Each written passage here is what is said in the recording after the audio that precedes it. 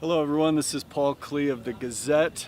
We are here at the famed Broadmoor East course with one of my friends, Russ Miller, the director of golf here at the Broadmoor, and we're going to take you on a tour of the site of the 2018 U.S. Senior Open Championship, an event I'm very much looking forward to. I'm sure you are as well, Russ. Absolutely. It's a wonderful week for us, the city, the community, the state, and we're just privileged to have this championship. What we're going to do today is give you an idea of what these great professionals are going to be looking at. We're starting on number one tee box, a par 4, about 430 yards. What should we expect on this one? Well, I think nerves play a part of the first hole always. The players try to drive it somewhat straight and somewhat solid. Here you never want to be in the rough. Any hole, it doesn't matter. So they're just trying to pick a club to hit the fairway. The green is severe like all of them are, but we'll have a large gallery, great atmosphere, and hitting it to Cheyenne Mountain is just one of the most beautiful shots you'll ever hit.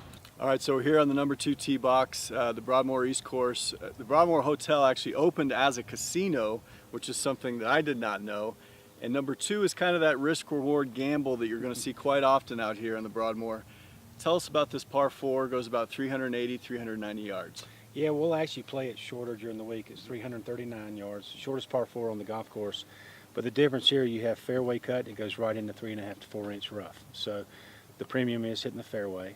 And it leaves a short shot in, but once again, they can choose what club they choose to hit off the tee and hopefully hit the fairway.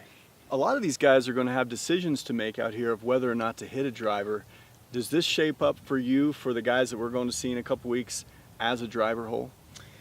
What I'm hearing now is no driver on this hole. They'll hit it the first time and then miss the fairway and say that's not the right play. And that's what you try to do in a championship, set it up where they have to think, not just hit it as far as they can.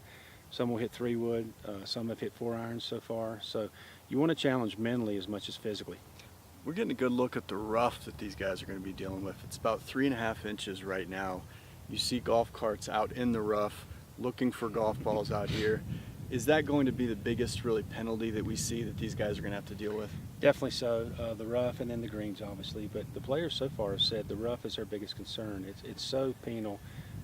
You just have to wedge it out for the most part. All right, we're here on number 13 green. This is one of my favorite holes in the entire state of Colorado, probably the country. Tell us a little bit about this long par 4 that's going to play a big part in this championship. Yeah, it's like you said, it's a beautiful hole, 495-yard par 4, dogleg right, very difficult. Bunkers flash the sides of the fairways, but the green is where the fun starts.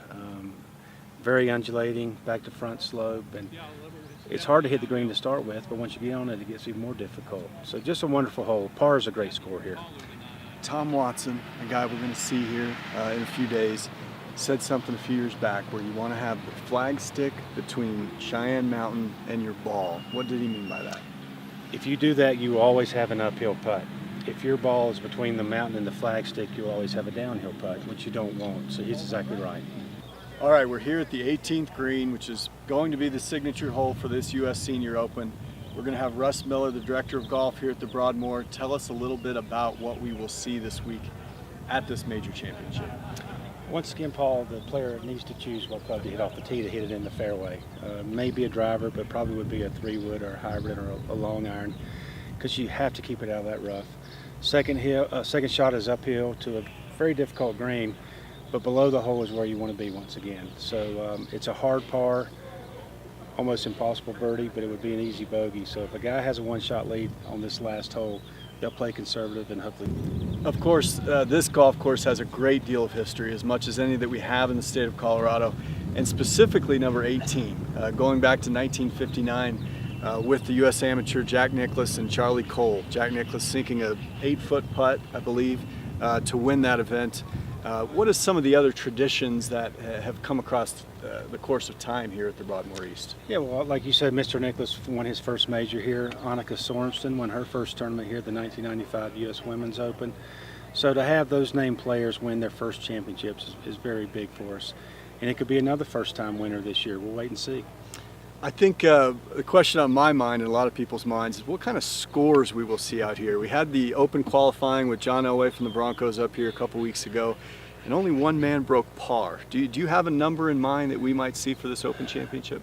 You know, we don't have a number in mind, but we try to set it up for 4 days that allows the best player for that week to win the championship. You can't get lucky. you can't have one great day and 3 bad days. So it's got to be a consistent player. I'm going to predict only 3 people break par. Well, that's it from here at the Broadmoor. We appreciate you guys coming by. We thank Russ Miller from the Broadmoor for his hospitality. Very much looking forward to this week here at the Broadmoor. Thank you, Paul.